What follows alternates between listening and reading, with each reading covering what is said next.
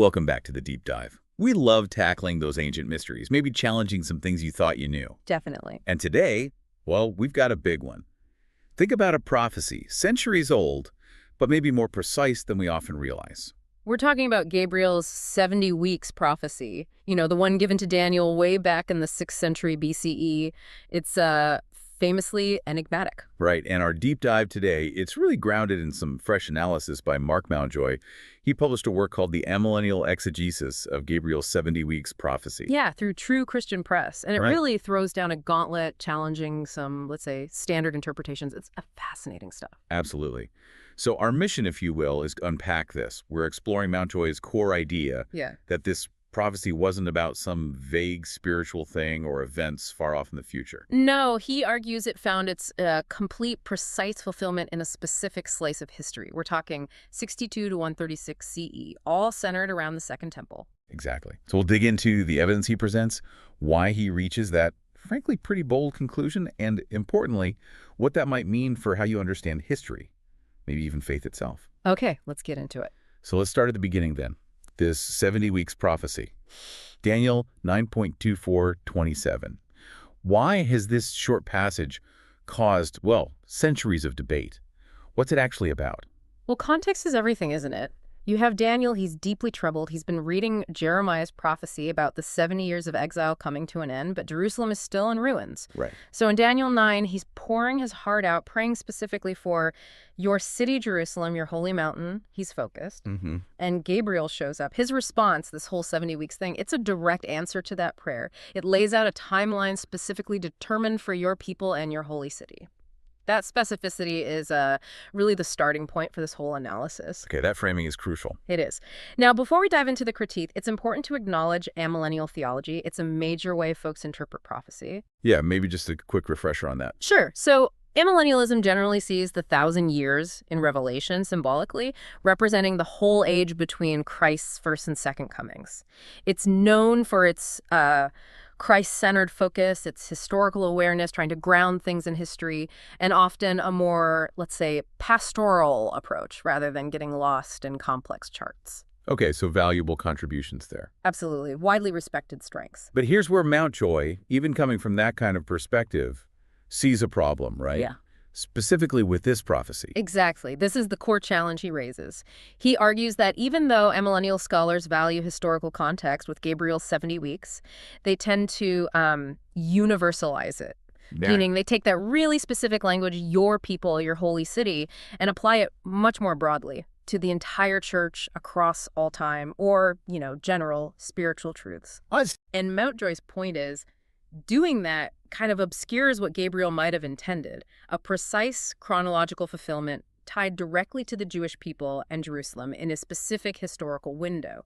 It lets interpretations kind of float into the indefinite future or become purely spiritual metaphors. Okay, so if Gabriel's message was that specific, aimed at Daniel's people and city, does the New Testament itself back that up? Does it talk about fulfillment in those localized historical terms?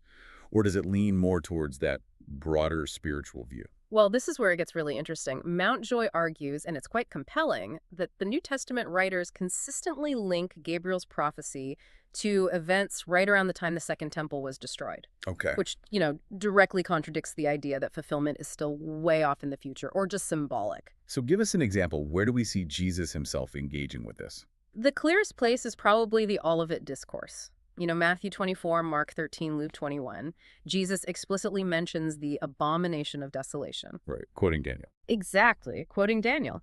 And he ties it directly to the coming destruction of Jerusalem. He's warning his disciples about that specific event impacting that city. Not some far future global thing necessarily. Precisely. And look at the language he uses. He says the days would be cut short. The Greek is kolobus, like docked, shortened for the sake of the elect. Cut short. That implies a defined period, doesn't it? It really does. A definite period with boundaries, not some open-ended church age. And Luke's version is even more specific, talking about Jerusalem being trampled by Gentiles. It's all very focused on concrete historical events happening to Jerusalem. Okay, so Jesus sets the stage. What about his followers? Does this understanding show up in the early church? Absolutely. Think about Stephen in the book of Acts, his martyrdom. What were the charges against him? speaking against the temple and the law, right? Saying Jesus would destroy the place. Exactly. Acts 6 says they accused him of speaking against this holy place and the law and claiming Jesus would destroy the temple. Now connect that back to Daniel 9.27. The people of the prince who shall come shall cause the sacrifice and the oblation to cease. Right. Mountjoy argues Stephen's bold proclamation and his death for it shows just how imminent everyone understood the temple's end to be. It wasn't abstract, it was happening. The end of that whole sacrificial system was near. So we see it in Jesus' words, in Stephen's actions. Any other New Testament writers who seem to get this specific historical connection? What about Paul? Paul's another key figure here. Look at 2 Thessalonians 2. He talks about the man of lawlessness. The one who takes his seat in the temple of God? Yes. That imagery directly parallels Gabriel's abomination of desolation. And think about why Paul is writing this. It's pastoral advice. He's addressing concerns in that community. Implying they expected this stuff to happen relatively soon, within their lifetimes. That's the argument. It wasn't about some event thousands of years later. It seems connected to developments they were seeing or anticipating within Second Temple Judaism itself. Okay. And then there's Revelation, often seen as the most symbolic, future-focused book. Does it fit this pattern too? Surprisingly, yes, according to this reading. Revelation repeatedly uses these specific time markers, 42 months, 1,260 days, a time, times, and half a time. Which is 3.5 years or half of a 7-year week. Precisely. And crucially, Revelation explicitly links these periods to Jerusalem. It calls it the Holy City, even the great city where their Lord was crucified in chapter 11. Okay.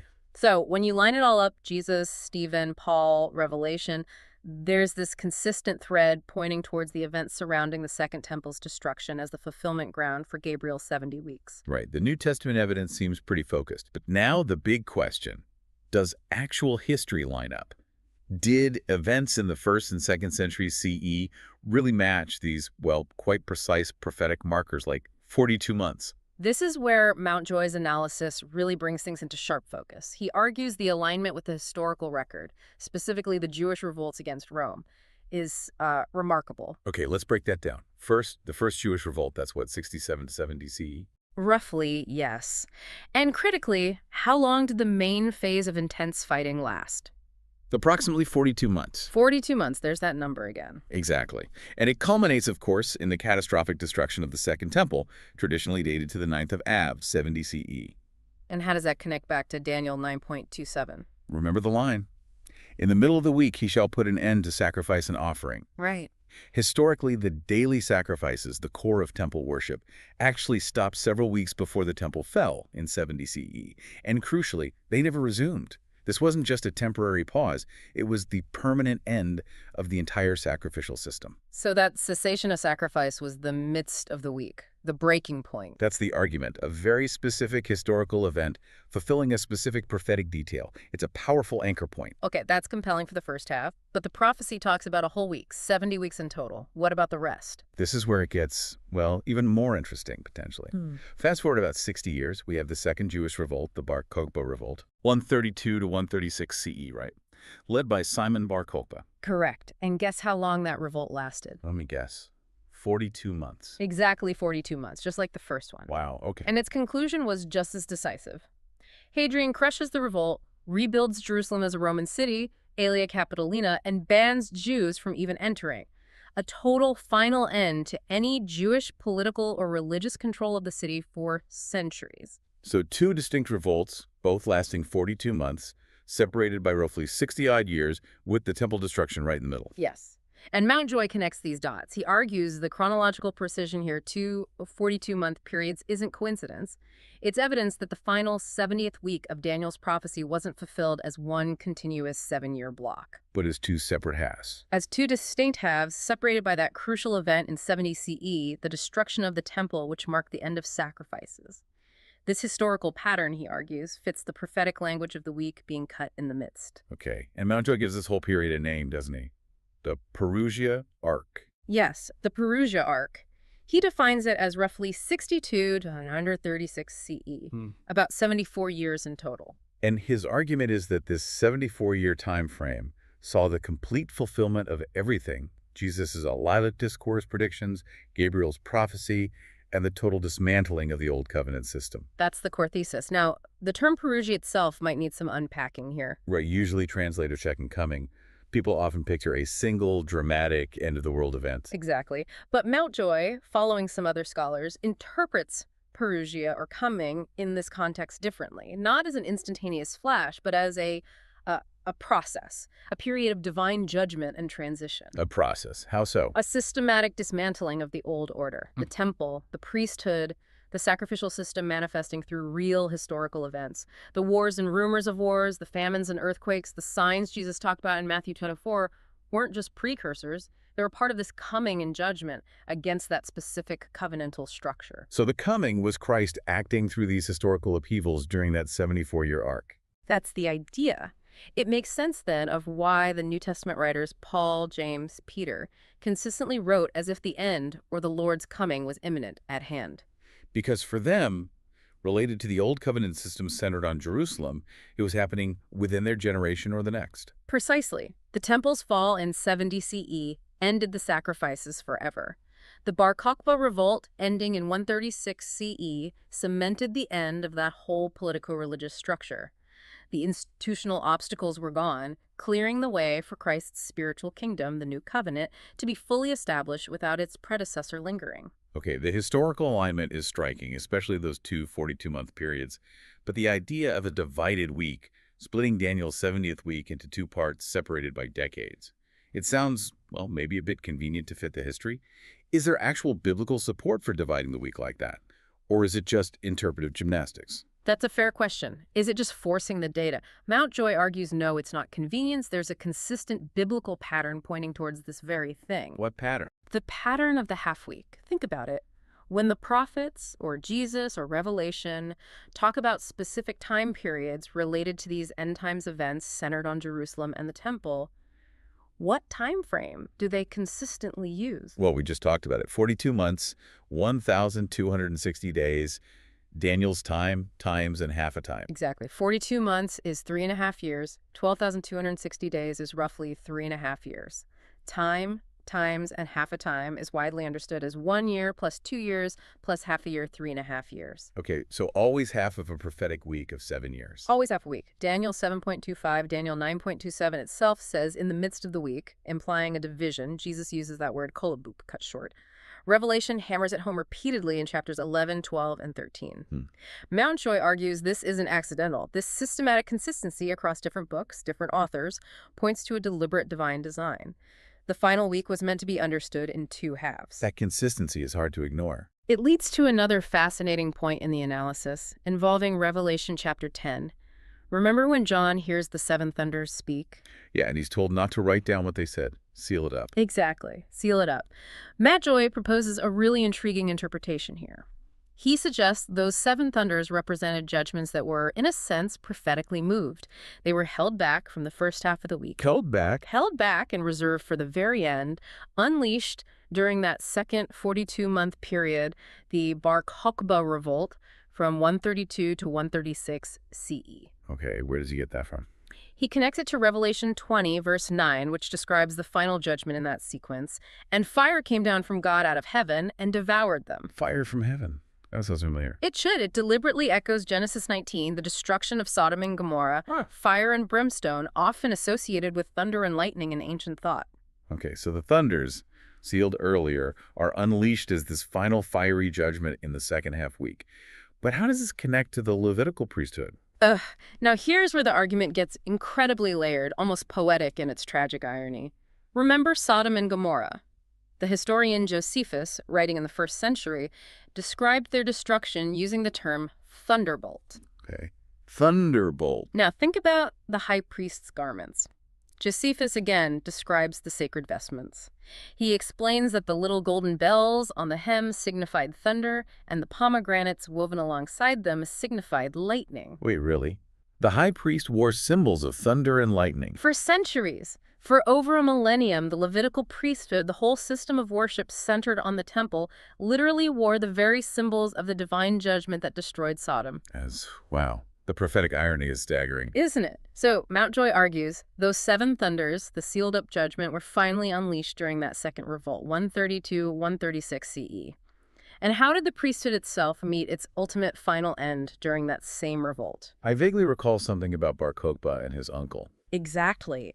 Bar Kokhba, the man hailed by some as the Messiah who would restore Israel's glory, got into a dispute with his own uncle, Eleazar the priest, thought to be the last functioning high priest. And Bar Kokhba physically kicked him, causing his death. So the supposed restorer killed the last high priest. The supposed deliverer destroyed the remnant of the very priesthood that had carried the symbols of divine judgment for centuries.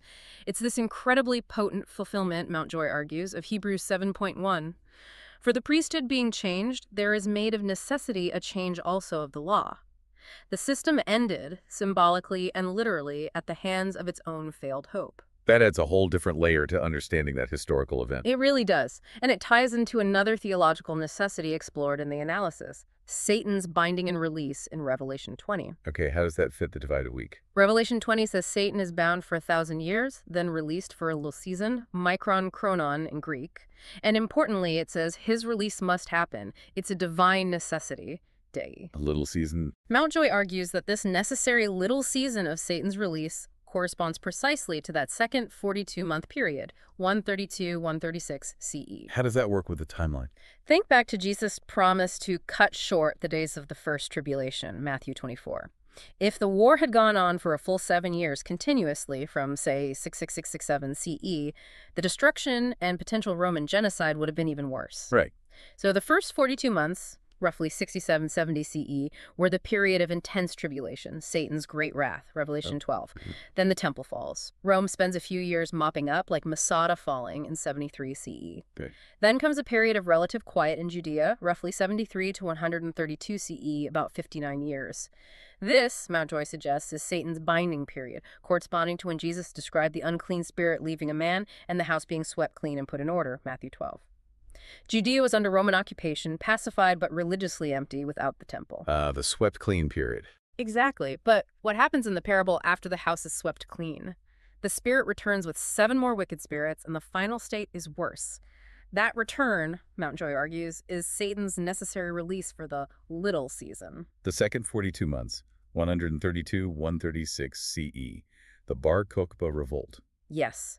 Fulfilling the mandatory release, completing Daniel's 70th week in its second half, and playing out that parabolic pattern from Matthew 12, the final state for that old covenant structure was indeed worse than the first. And that reading also suggests the 1,000 years of Satan's binding in Revelation 20 aren't meant to be literal calendar years, right? Correct. It suggests it's symbolic, much like the structure of the parable in Matthew 12, representing that interim period between the two halves of the final week's fulfillment. Wow. Okay, this framework, tying the prophecies so tightly to these specific historical events between 62 and 136 CE, it definitely presents a challenge to more standard ways of reading these texts. What does Mountjoy see as the major implications for other eschatological systems? Well, he argues it creates significant problems, particularly for full preterivism, which typically sees everything fulfilled by 70 CE, and also for traditional amillennialism. How so? Full preterism struggles to account for that second 42-month period of the Bar Kokhba revolt and the necessity of Satan's later release. It doesn't easily fit the all done by 70 CE model. Okay. And traditional amillennialism, as we discussed earlier, often spiritualizes the specifics or pushes fulfillment into an indefinite future. Mountjoy argues that approach doesn't grapple adequately with the precise historical alignments, that swept clean interim period, or the consistent biblical focus on half-week time markers we just unpacked. So it challenges both ends, in a way. It challenges interpretations that either stop too early, 70 CE, or fail to anchor the fulfillment in the specific historical context Gabriel and the New Testament writers seem to point towards. So bringing this home for someone listening, Right. if we take this analysis seriously, what does it mean for you today? Yeah. How might it shift your understanding of where the church fits into the big picture of salvation history? It's potentially a pretty significant shift. If Gabriel's 70 weeks prophecy found its complete and precise fulfillment back in that Second Temple period, ending by 136 CE, Okay. then we aren't living in some kind of already not yet phase where the core Old Testament prophecies about Israel and the temple are still waiting for a final future fulfillment. We're not waiting for the 70th week to start or restart. Exactly. According to this view, it's done. Finish. We are living in the fully accomplished reality of Christ's victory over the entire Old Covenant order. That transition is complete. What does that mean for the church then? It means the church isn't just some temporary parenthetical thing waiting for something else to happen with ethnic Israel or a rebuilt temple. It means the church is the permanent heir to God's covenant promises. The Israel of God, Mm. in Paul's language. You could say that. A reality definitively established when the Old Covenant system, centered on the physical temple and its sacrifices, ended permanently in 70 CE, with the final nail in the coffin, perhaps, in 136 CE. Most biblical prophecy, understood this way, is describing that momentous transition, the replacement of the Old Covenant with the New. And that transition is finished history, That really reframes how you read large chunks of the Bible, doesn't it? especially the prophetic parts. It certainly does. It suggests that understanding biblical prophecy is maybe less about trying to decode today's headlines or predict a far-off future, and much more about understanding a foundational shift in God's plan that has already decisively occurred. Okay, let's try to sum up this deep dive then. The core message from Outdoors analysis that we've explored is this.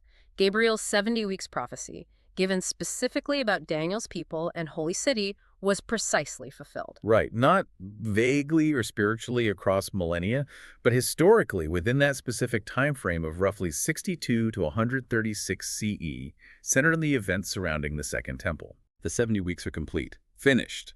The New Covenant age isn't just inaugurated, it's been decisively and fully established since those events. Yeah, it's a perspective that definitely challenges you to re-examine some common assumptions about biblical timelines and what the end times really referred to for the original writers and readers. So here's something to really chew on as we finish.